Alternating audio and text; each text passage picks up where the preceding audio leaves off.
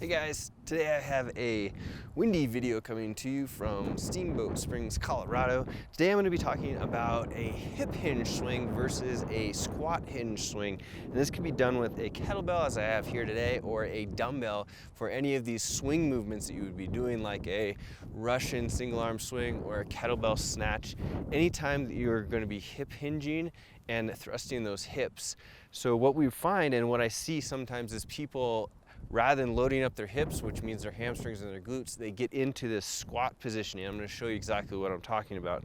So for a hip hinge, or the way that we would like to do a swing or a snatch, like I had mentioned, is we come down here, we keep our back nice and flat, we bend our knees when we need to, but we swing the kettlebell back and we hip hinge in order to thrust our hips and launch the kettlebell or dumbbell into the air as we keep our weight on our heels. So if I'm going to swing to the side here, you can see that my hips flex, but my knees stay slightly bent, but not to the point where they're really bending. Common issue that I see here is, like I said, people bending at the knees to squat instead of loading their hips and hinging, and this is going to take the power away from the hips and not be exactly what we're looking for. So what that looks like is we'll get people that go like this. See how they're bending their knees? And they're essentially squatting instead of hip hinging like this. Now we want to always make sure to hip hinge in order to load up the glutes and the hamstrings as much as we possibly can, because those are our prime movers for the hinging movements, such as, like I said, the kettlebell swing, kettlebell snatch, the dumbbell snatch, any kind of dumbbell swinging movement that we're going to be doing, or just like a clean is the same position that we're going to be in for the deadlift as well.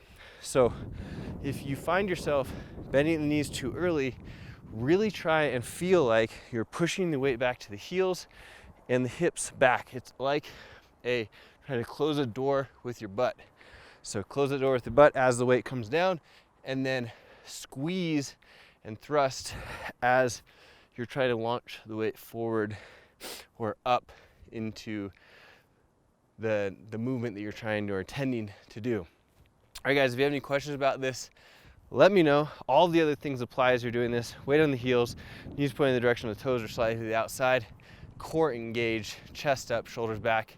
The only time that I would recommend to go into a bent position is that, let's say that you're doing a dumbbell snatch and you need to get the dumbbell heads both to the ground. And as you're coming down here, you can't get them down without bending at your back or bending at your knees. So in that case, I would recommend going here, bending at your knees, keep the back flat, and then coming back up and then continuing the hinge as you get out of that. But you want to make sure that you hinge at your hips all the way before bending at the knees.